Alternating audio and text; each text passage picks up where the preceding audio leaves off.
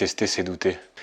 Sac passé les Captain Emmanuel de Captain Dev. Aujourd'hui, on se retrouve pour une nouvelle vidéo et on va parler de test. Ok, donc cette phrase-là, tester c'est douter, je l'entends très souvent et moi ça me gêne. Souvent, c'est des développeurs qui ont très peu, voire pas du tout d'expérience en test. Testing, on va garder les anglicismes, c'est pas grave. Selon eux, tester c'est douter. Pourquoi pas? Chacun pense ce qu'il veut. Imagine dans d'autres industries si on te disait tester c'est douter. Industrie pharmaceutique, tester c'est douter.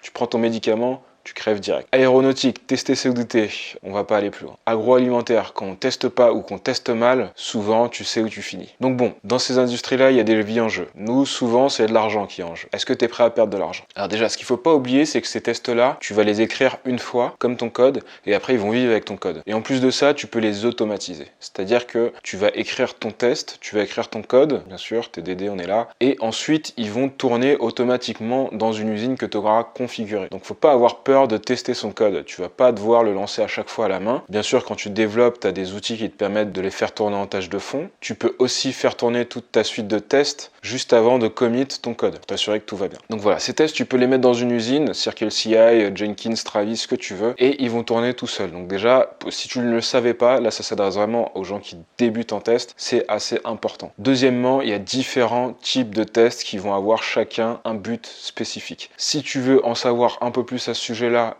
je te mets le lien de mes emails privés dans la description. Je vais faire quelques emails dans les semaines qui suivent sur les tests automatisés. Donc si tu veux vraiment en savoir plus et aller plus dans le détail, rejoins-moi dans ces mails privés. Il faut savoir que des tests bien écrits, ça sert vraiment de filet de sauvetage. Quand tu apprends le trapèze, tu fais pas direct sans rien. C'est juste pas possible. Donc pourquoi, en tant que développeur junior ou confirmé, tu ferais du code sans test?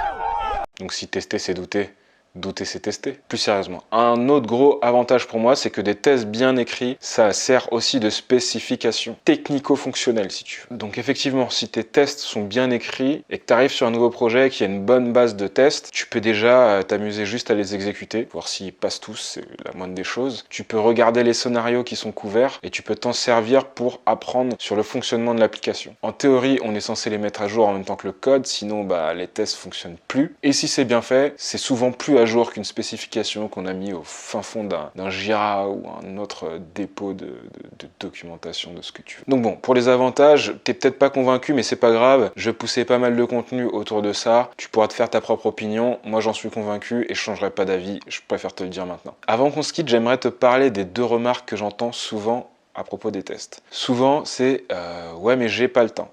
Laisse-moi te dire qu'en fait, si t'as pas le temps, c'est une chose, pas le budget, c'en est une autre. Mais finalement, est-ce que tu produis du code sans aucun bug? Je vais répondre directement, non. On a toujours des bugs. Les tests, ça fait partie des méthodes qui te permettent de réduire les bugs, voire même de mettre un test sur un cas de bug pour pas qu'il se reproduise. Tu vois le genre de truc. Et deuxième remarque, en fait, on se rend compte que c'est plus un problème de complexité que de temps de dev, parce que le temps que tu ne passes pas à écrire des tests, crois-moi, tu vas souvent passer une bonne partie de ce temps à corriger les bugs de ton application. Tester, c'est douter. Donc, investir sur une suite de tests, ça peut valoir le coup. Encore une fois, il y a différentes approches, il y a différents types de tests. Tu vas devoir choisir une stratégie en fonction de l'avancée de ton projet. Si tu démarres from scratch, pour moi, il n'y a pas mieux que le TDD. Maintenant, si tu as du code legacy, il y a aussi des techniques qui te permettent de venir rajouter un filet de test pour consolider ton application, puis de la refactorer. Si tu veux en savoir plus sur les tests, rejoins-moi dans les emails privés. Je te dis à tout de suite. Et pour les autres, je vous dis à bientôt sur Captain Dev. Ciao!